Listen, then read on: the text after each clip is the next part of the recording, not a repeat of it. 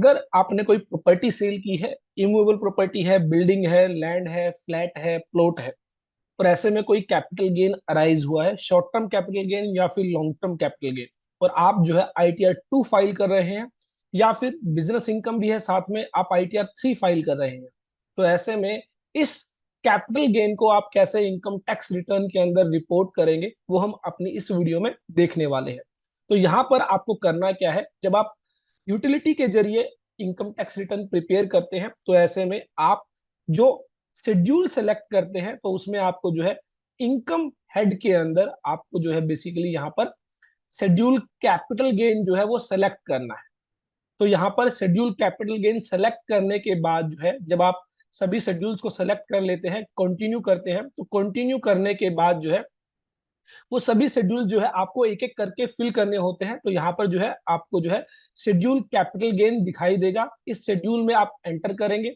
Schedule में enter करने के बाद आपको बताना है कि जो कैपिटल गेन है वो किस कैपिटल एसेट्स को ट्रांसफर करने पर अराइज हुआ है। इट मींस आपने कोई लैंड सेल की है, बिल्डिंग सेल की है, तो ऐसे में आप फर्स्ट चेकबॉक्स पर टिक करेंगे।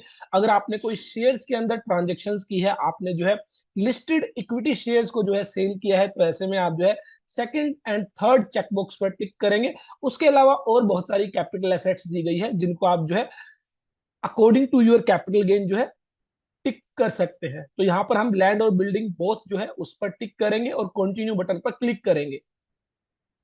कंटिन्यू बटन पर क्लिक करने के बाद अब आपको यहाँ पर बताना है कि जो कैपिटल गेन अराइज हुआ है उसके रिगार्डिंग जो है सबसे पहले आप ऐड डिटेल्स पर जो है क्लिक करेंगे। तो यहाँ पर ऐड डिटेल्स पर क्लिक करने के बाद आपको जो है इंफॉर्मेशन फिल करनी है रिगार्डिंग योर प्रॉपर्टी जो आपने सेल की है।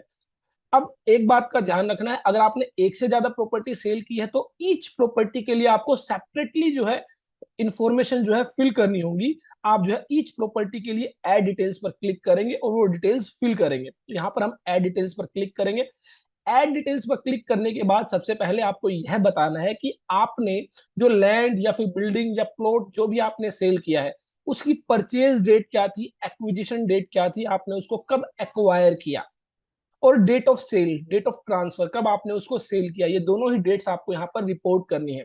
इन डेट्स के बेसिस पर ही आपको पता चलेगा कि आपकी जो कैपिटल एसेट्स है जिसको आपने सेल किया है वो शॉर्ट टर्म कैपिटल एसेट्स है या फिर long term capital assets. In case of land और बिल्डिंग जो है 24 मंथ्स का जो है पीरियड होता है। 24 मंथ से ज्यादा का अगर पीरियड है, आपने उस प्रॉपर्टी को होल्ड किया है उसके बाद सेल किया है, तो वो एक लॉन्ग टर्म कैपिटल एसेट मानी जाएगी, अदरवाइज वो एक शॉर्ट टर्म कैपिटल एसेट मानी जाएगी। तो यहाँ पर आप जो डेट एंटर करेंगे अकॉर्डिंगली जो है शॉर्ट टर्म या फिर लॉन्ग टर्म कैपिटल गेन जो है उस पर कैलकुलेट किया जाएगा। तो हम मानते हैं यह प्रॉपर्टी हमारी 2020 में जो है जून 10 जून 2020 को जो है एक्वायर की गई, परचेज की गई, और सेल की गई है लेट से नवंबर 2022 में। तो यहाँ पर हम 23 नवंबर 2022 में जो है यहाँ पर इसको सेल किया गया है। अब हम क्या करेंगे, कैलकुलेट करेंगे। क्या कैलकुलेट करेंगे, पीरियड ऑफ होल्डिंग। अब यहाँ पर आप देखेंगे पीरियड ऑफ होल्डिंग है 29 मंथ्स 14 डेज। इट मींस आपने उसको 29 मंथ्स 14 डेज के लिए अपने पास होल्ड किया, आफ्टर दैट उसको सेल किया। तो ऐसे में 24 मंथ से ज्यादा का अगर समय है तो वो एक लॉन्ग टर्म कैपिटल एसेट मानी जाती है, long term capital gain arise होगा। और अगर यह प्रॉपर्टी 24 मंथ से पहले आप सेल कर देते हैं, लेट से हमने इसको परचेज किया था 18 जून 21 को और उसके बाद सेल किया है 23 नवंबर को, तो आप देखेंगे कैलकुलेट अगर आप करेंगे तो यहाँ पर 17 मंथ 6 डेज का आपको पीरियड दिखाई देगा। इट मींस ये 24 मंथ से कम का पीरियड है, तो ऐसे में ये एक शॉर्ट टर्म कैपिटल एसेट है। और आप इसको जो है शॉर्ट, इस पर जो कैपिटल गेन अराइज होगा वो short term capital gain arise होगा। अब शॉर्ट टर्म कैपिटल गेन की क्या टैक्सेबिलिटी है, वो स्लैब रेट से टैक्सेबल होता है। जो आपकी स्लैब्स होती हैं 2,50,000 रुपीज तक निल, above 2,50,000 up to 5 lakh rupees तक 5%, above 5 lakh up to 10 lakh 20%, above 10 lakh 30%। तो ये जो स्लैब्स होती है इसके अकॉर्डिंग आपका short term capital gain taxable होता है। जबकि लॉन्ग टर्म कैपिटल गेन जो होता है वो special rate of tax that is 20% से टैक्सेबल होता है। तो हमारे केस में ये एक लॉन्ग टर्म कैपिटल गेन है। तो हम यहाँ पर जो है डेट ऑफ एक्विजिशन है, परचेज है, और उसके बाद डेट ऑफ सेल जो है हमारी 23 नवंबर है 22, कैलकुलेट करेंगे तो ये एक लॉन्ग टर्म कैपिटल एसेट है। उसके बाद आपको यहाँ पर ऐड बटन पर क्लिक करना है। ऐड बटन पर क्लिक करने के बाद अब आपको बताना है आपने इस प्रॉपर्टी को कितने जो है कंसिडरेशन में कितने प्राइस में सेल किया है। तो यहाँ पर लेट से हमने 60 लाख रुपीज में यह प्रॉपर्टी सेल की है। अब यहाँ पर आपको स्टैम्प ड्यूटी वैल्यू भी बतानी है। स्टैम्प ड्यूटी वैल्यू इसलिए बताई जाती है अकॉर्डिंग टू सेक्शन 50C।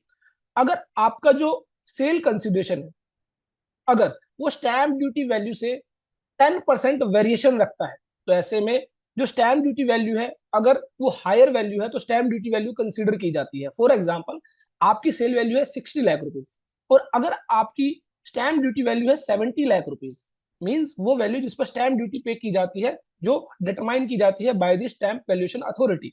तो यहां पर आप देखेंगे आपकी जो सेल वैल्यू मानी जाएगी वो 70 लाख रुपीज मानी जाएगी। लेकिन अगर ये वेरिएशन 10% तक है, लेट से यहाँ पर जो वैल्यू है 65 लाख रुपीज है, तो आपकी जो वैल्यू ली जाएगी वो 60 लाख रुपीज ली जाएगी। यहाँ पर आप ध्यान रखें, अगर 10% का वेरिएशन है तो आपकी सेल वैल्यू ही आपकी जो है वो फुल वैल्यू कंसिडरेशन माना जाएगा।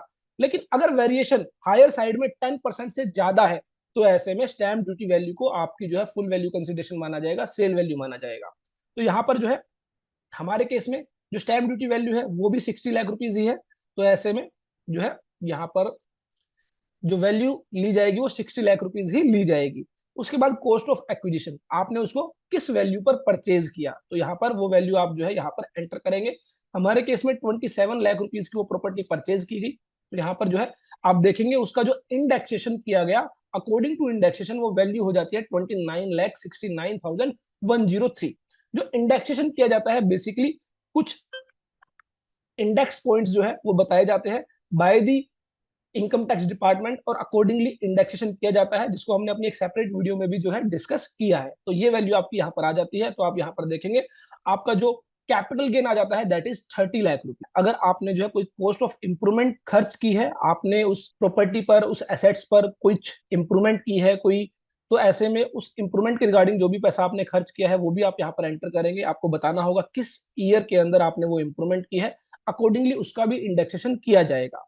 और अगर आपने और कोई एक्सपेंस इनकर किया है regarding to this transfer, like आपने कोई कमीशन पे किया है या आपने और कोई अमाउंट खर्च की है, तो वो आप जो है expenditure Holi and exclusively in connection with transfer में जो है एंटर करेंगे।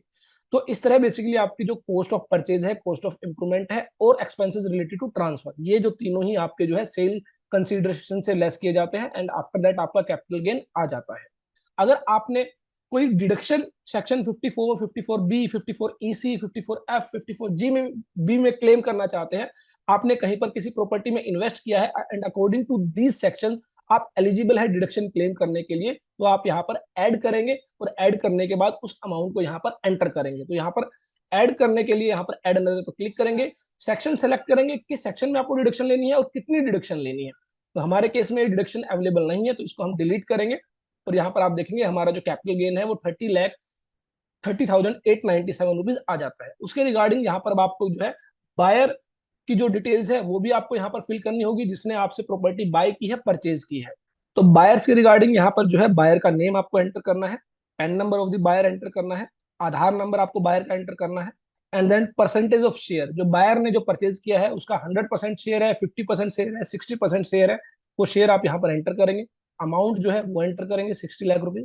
एड्रेस प्रॉपर्टी का वो आप यहाँ पर एंटर करेंगे, pin code and state, and after that आप ऐड बटन पर क्लिक करें। तो यहाँ पर आप ऐड करेंगे। ऐड करने के बाद जो है आपका लॉन्ग टर्म कैपिटल गेन यहाँ पर ऐड हो जाता है और इस पर जो है 20% का जो है टैक्स रेट जो है वो अप्लाई किया जाता है। तो आप देखेंगे जब आप टैक्स कैलकुलेशन में जाते हैं तो यहाँ पर जो है कंफर्म इसको आप करेंगे, तो इस पर 20% के अकॉर्डिंग जो है टैक्स कैलकुलेट किया जाता है। तो यहाँ पर आपकी जो स्पेशल इनकम है उस पर स्पेशल रेट से जो है टैक्स कैलकुलेट किया जाता है, और जो बैलेंस इनकम है उस पर स्लैब रेट्स के अकॉर्डिंग जो है टैक्स कैलकुलेट किया जाता है। जो भी आपकी टैक्स लायबिलिटी है उसको जो है आप पे करेंगे और अपनी रिटर्न फाइल करेंगे। तो इस तरह बेसिकली आप जो है कैपिटल गेन इनकम को जो है डिक्लेयर करेंगे, रिपोर्ट करेंगे अपनी इनकम टैक्स रिटर्न के अंदर। आई होप मेरी यह वीडियो आपके लिए यूजफुल होगी। नेक्स्ट वीडियो में फिर एक बार डिस्कस करेंगे कि अगर आपके केस में इक्विटी शेयर्स में जो है अगर आपने ट्रांजैक्शन की है और वहां पर शॉर्ट टर्म कैपिटल गेन है, लॉन्ग टर्म कैपिटल गेन है, तो उसको आप कैसे जो है अपनी इनकम टैक्स रिटर्न में रिपोर्ट करेंगे।